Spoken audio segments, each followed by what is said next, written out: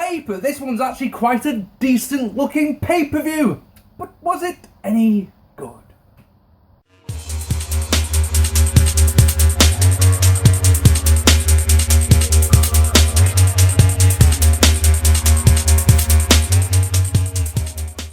Hello ladies and gentlemen, and welcome to this. It's another episode of your favourite series, and of course it's mine. It's 10 years ago, and tonight we're going to be looking at the Survivor Series from 2005.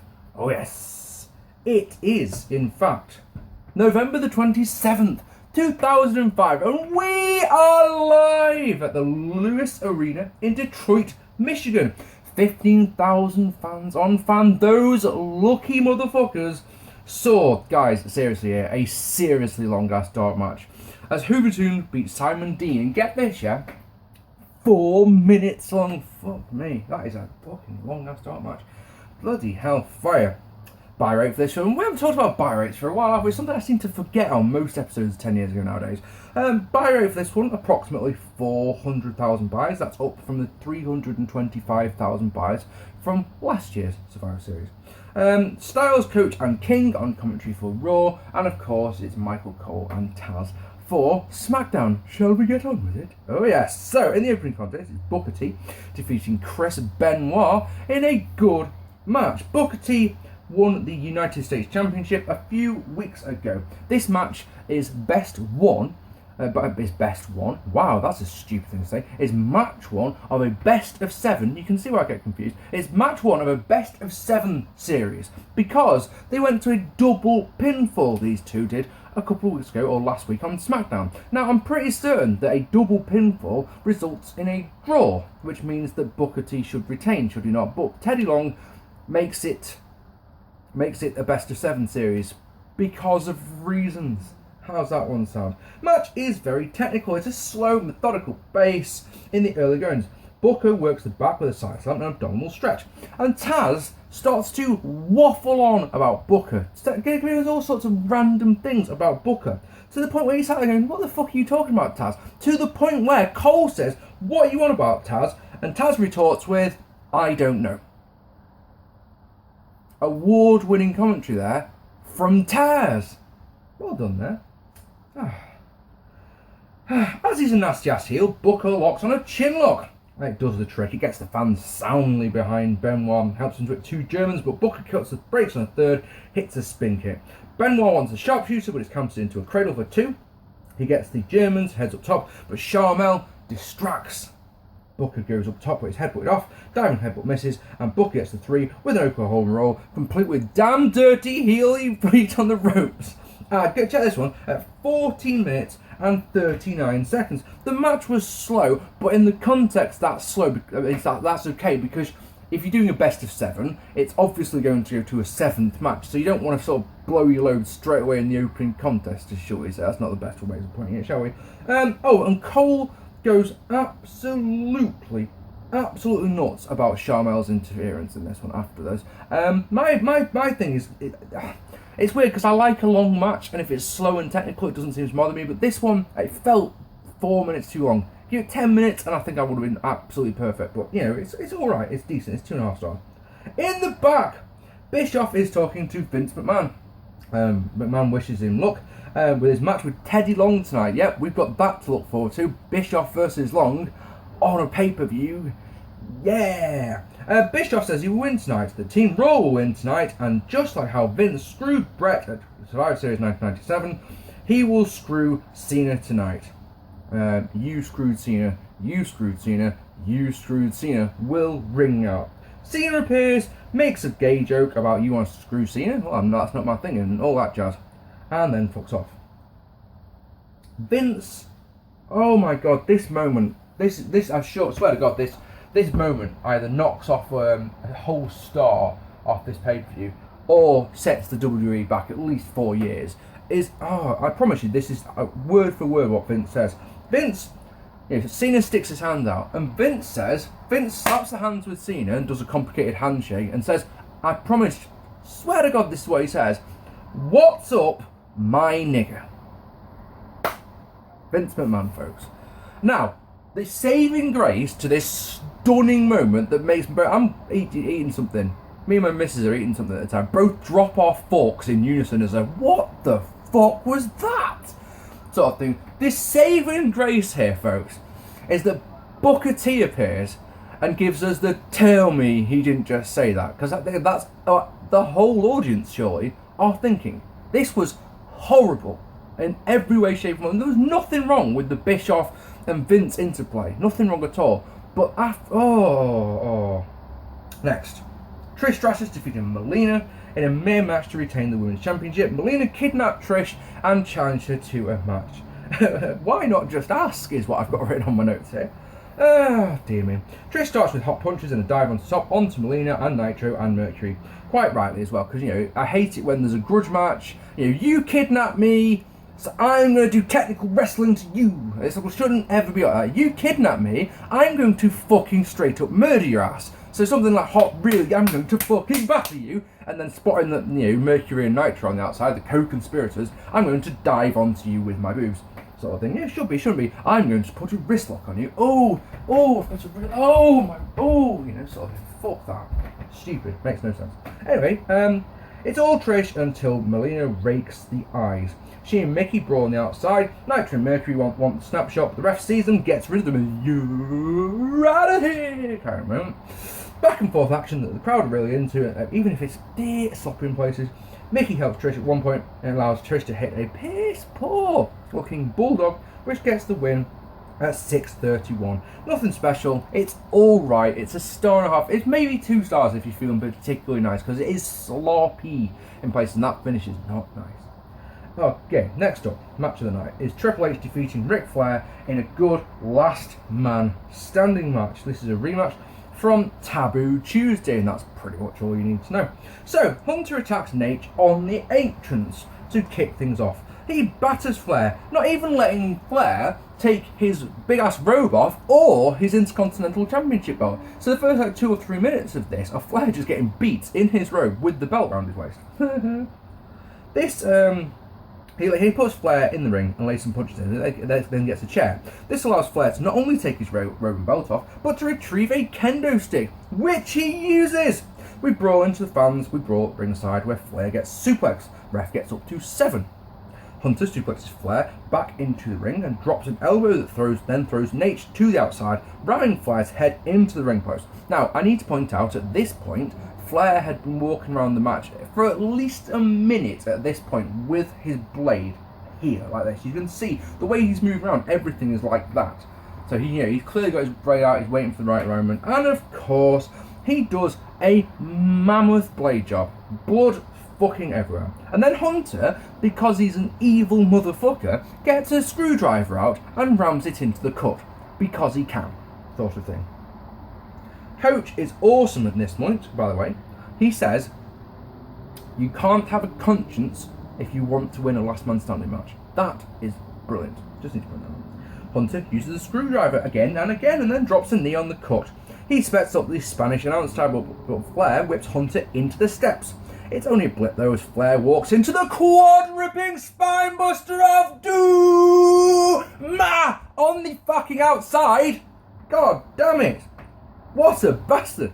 Hunter gets on the mic and says, right, this is an interesting one, get up, you old bastard. But then he tells him to stay down. That's a bit strange, because the Flair with the testicular claw of death. What a bastard. So Hunter whacks him with the mic. He wants the pedigree on the Spanish announce table. Flair counters and Hunter goes through the Raw table instead. This time the referee gets up to 8.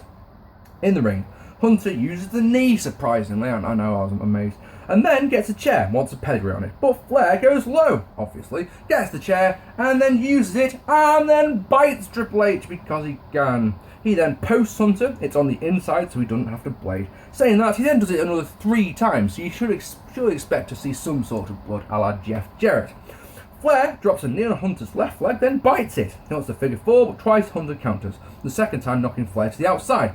He doesn't care that he pulls Hunter through the ropes and smashes that leg with the chair. Figure 4, complete with holding the ropes. Why not? Hunter taps out, of course. That means nothing in a match like this. Hunter escapes and brings the ring steps into the ring and smashes them into the face of Flair. He tries again, but Flair gets a drop toe hold, so Hunter goes face first into the steps. The referee can get up to 8 before both men are up. Slugfest leads to a pedigree. Flair gets up at 8, so Hunter hits a second pedigree. Flair gets up at 9, so a third pedigree, but Flair gets up again. So, of course, in desperation, Hunter gets out his phallic limmer, smashes into the Ric Flair skull, and that's what it takes to keep the great Ric Flair down, who's been losing since he came back to WWE. But it takes, 3 pedigrees and a limmer shot to keep him down at 27 minutes and 1 second, believe it or not. Got to say, guys, I went into this match thinking that there's no way this one's going to be as good or as dramatic as their Taboo Tuesday match. But it was. I thought this was really, really good. Apart from the fact that Flair, his offense at this point is so limited. He can do a suplex, and he can do the testicular claw of death, and he can do a figure 4 leg lock. And that's really about it. But even with those limitations and the fact that he's quite old at this point, Hunter carries into an absolutely incredible match. I really genuinely enjoyed this. 4 fucking stars. Flair does a stretchy job afterwards. Happy days. In the back, Orton, Lashley, Ray, and JBL argue about team captain Batista and how hurt he is, having been attacked by Kane previously. Until Batista appears, and then they're all best mates. It's awful. Out comes Edge. He's got Lita with him and her tits. He's got a new talk show. It's called The Cutting Edge, and it'll be starting soon. Not Spoon. Spoon's a completely different other thing. But he then spots some guy called Dimitri Young in the front row. Edge asks questions about baseball, implying that all of the baseball players, talent, whatever, use steroids. Edge then runs down Detroit and all of its sports teams, which is such easy heat in America. It's unbelievable. If you did that in somewhere like Manchester, we'd just go, don't care. I'm pretty certain of it. Even though you might got Manchester United, you got Manchester City at the same time, we'd still be like, I don't care. Boo you. Anyway, Young wants to say something. He tells us all about the championships that Detroit has won, including how they've won the World Series. Here's one. Americans. I know I rip into you guys quite a lot at the best of times. How can you have a World Series if the sport is only run in 1 or 2 countries? Explain, someone. That doesn't make sense at all. A World Series, which is... No, I've never seen a World Series match happen over in Angleterre, for example. That's weird.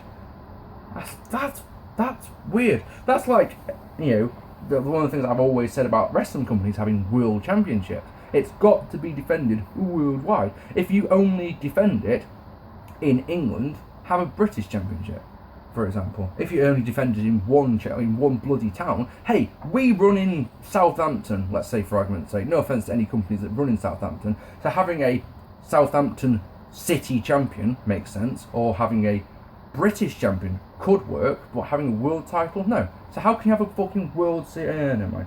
John Cena defeating Kurt Angle in a decent match to retain the WWE Championship. In this one, you've got Daivari as the special guest referee in this one, as he had been for all of Angle's recent matches. Also need to point out in this one that this was at the time where Angle was starting to get really, really vexed about the "You Suck" chants for his entrance music. So Bischoff had made it so that when Angle comes out, the "You Suck" chants are actually censored out, and it's quite funny for Angle to come out to the ring and every time the crowd go "You Suck," it's actually beeped out. It's actually funny. All right, we'll give that on. These two had a 3-star match at Unforgiven. So, deafening dueling chants start us off for this one, as we've got nice mat work, believe it or not. Angle attacking the leg while Cena goes for the arm. When Angle bails, Daivari won't count Angle, and this, folks, as you can probably imagine, is the story of the early going of the match. Holy shit though, the crowd are so into Angle, you wouldn't believe it. You just would not fucking believe it. When he tries to go for the ankle lock, they are desperate for Cena to tap out. Cena slaps Daivari, who threatens to disqualify him, but Angle obviously stops him from disqualifying him because Angle can't win the championship on a DQ. That's a nice little bit of storytelling, why not? They collide though, Angle and Daivari that is, meaning Daivari crumples to the heap on the outside.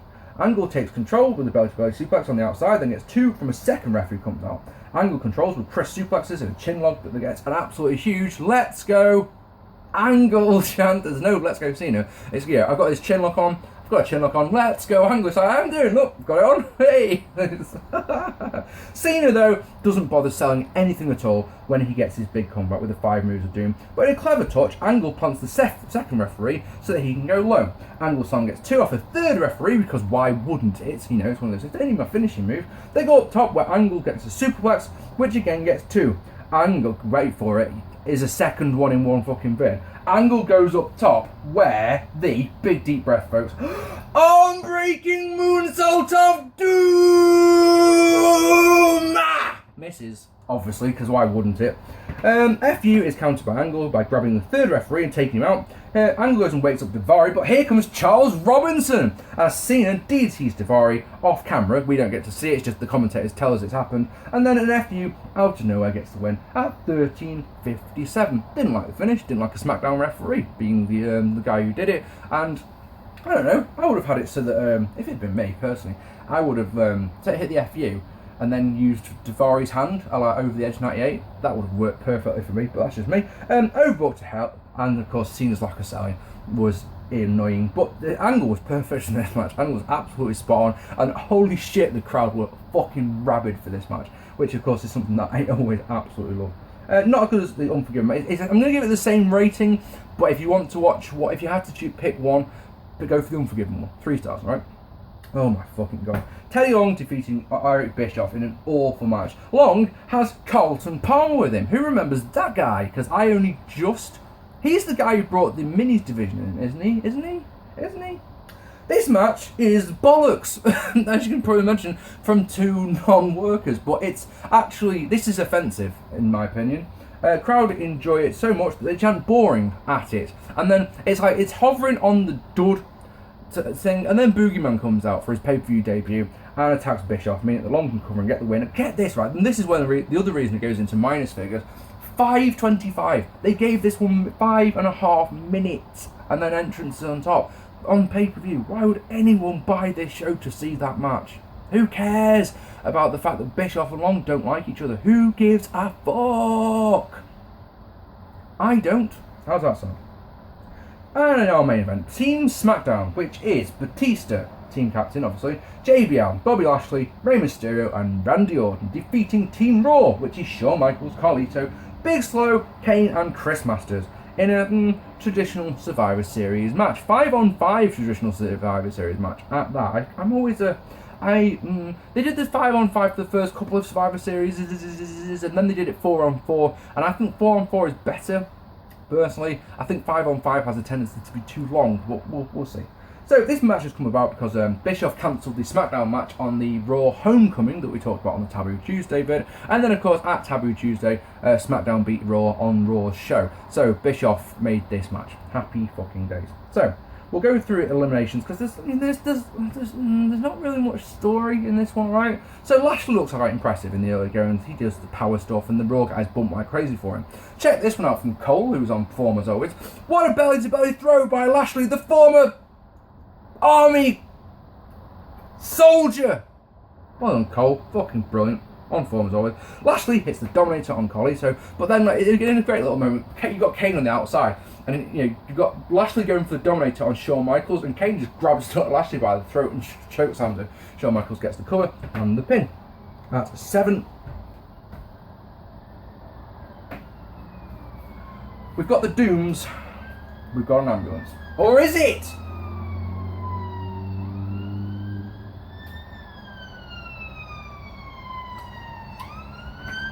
It is. Quality entertainment from Marc P. For 7 years. Shawn Michaels and Ray got it. Cole calls it a dream match despite the fact it happened on the Eddie Guerrero tribute show just a few weeks ago. You fucking idiot. Kane holds Ray in a bear hug for a good long time until he can get the hot tag on Batista. The champ has a massive bandage over his left shoulder thanks to Kane from earlier on. 619 for Kane, and a spinebuster by the champ eliminates him at 11:43. You wouldn't think he'd be able to do the spinebuster with his massively injured shoulder, but meh, fuck it. Big Show and Kane then double chokes on Batista to eliminate him at 12:30. Big Show takes a clothesline from Hell, a 619, a ring, what does that mean? An RKO, ring from RKO, really? A second clothesline from Hell, and a seated senton from Ray to eliminate him at 14:29. Shawn Michaels is full away slammed on the outside by JBL, while Carlito batters Ray, including a fucking chin lock in a match like this, but Ray gets a blind tag and Carlito eats the clothesline from Hell to eliminate him at 17:36. Shawn Michaels is not moving outside, so it's Masters who goes to work on Ray. He doesn't last long because he runs into the ring post, because why wouldn't he? And then eats the 619 and a springboard leg drop from Ray and is eliminated at 19:05, leaving it Orton, JBL and Ray versus Shawn Michaels. Shawn Michaels gets a 619 when he eventually staggers into the ring. But in a repeat of the Shelton Benjamin spot, Rey Mysterio goes for a springboard something, and as he's coming down, it's switch on music. It looks just as good, and of course, it eliminates Rey at 20:25. And then in a lovely little moment, JBL gets in, wants to go for the clothesline from Hell. Shawn Michaels ducks it, turns around, switching music, and JBL is eliminated after just 20 seconds. Wonderful. So, it's Shawn Michaels versus Randy Orton. They do a Raw main event that lasts 3 minutes, and basically consists of a couple of minutes of just moves, but then you got Shawn Michaels doing the 5 moves of doom, and you know what the 5 moves of doom. You know, people moan about fucking John Cena having 5 moves, but Shawn Michaels has got 5 moves. Say them with me. Come on. It's the atomic drop, a clothesline, a scoop slam, and the elbow drop. And when he sets up for move number 5, which of course is sweet chin music, JBL gets in the ring with a chair. Goes to use the chair, ducks on. Shawn Michaels ducks under it, hits sweet chin music again for JBL, but that means that Shawn Michaels turns around into an RKO, which gets the win for Team Smackdown at 24 minutes and 4 seconds. So I reckon that's pretty much perfect length. Not really much story until the end. You know, the drama of it was Shawn Michaels versus 3, and he eliminated 2 in the space of 40 seconds, so, you know, there isn't really that much storytelling there either. It was alright. If you want to go 3 stars, I'm not going to complain. I'm going 2.5 because I'm that kind of guy. Oh, but wait, there's more. There is actually more before we talk about what I thought of this show, and of course that is that the SmackDown roster comes out, apart from Matt Hardy. He's noticeably not there. But, yeah, you've got all the SmackDown guys congratulating Orton. Hey, we won. The gong goes off, holy shit, and darkness fills the arena, and then the Druids bring out a casket. Oh, for fuck's sake, another one! Don't know why I bother. Lightning hits the casket sets on fire, casket opens, and there's the Undertaker, complete with a really good looking beard in my opinion. Orton looks like he's seen the devil himself. Taker gets in the ring, choke slams a load of jobbers, including one of the dicks who I'd forgotten about. That made me smile. This Taz goes, yeah, there's a choke slam for one of the dicks. Brilliant, absolutely superb. Choke slam for Spanky, and then a tombstone pile driver for William Regal. And the show ends with Orton at the top of the ramp, looking terrified, and Taker rolling the eyes and all that jazz in the ring. A good thing, and then actually we'll see a match between those two at Armageddon. I actually enjoyed this show. If you take off the women's match, which I didn't really enjoy, and especially if you take off the GM versus GM match, it's a genuinely decent show. It's a 6 out of 10. It's not great. It's not like go out of your way to see it sort of show, but it's easily a 6 out of 10 in my opinion. Ladies and gentlemen, what did you think of Survivor Series 2005? I would genuinely love to know. Down below, go and watch it on the network, and then come back and let me know what you thought of this one. Next up, of course, as I say, is Armageddon 2005. Expect that at some point in December. Check me out on Twitter, and I've got my latest Running the Ropes blog is online over at acrossthepond.com. I'll drop you a link in the description down below. I've been Marc P. Thank you so much for watching. Bloody fucking emergency vehicles again, destroying my videos, or disrupting my videos, shall we say. There, I've been Marc P. Thank you so much for watching. Take it easy, and I'll see you all very soon. Goodbye, guys.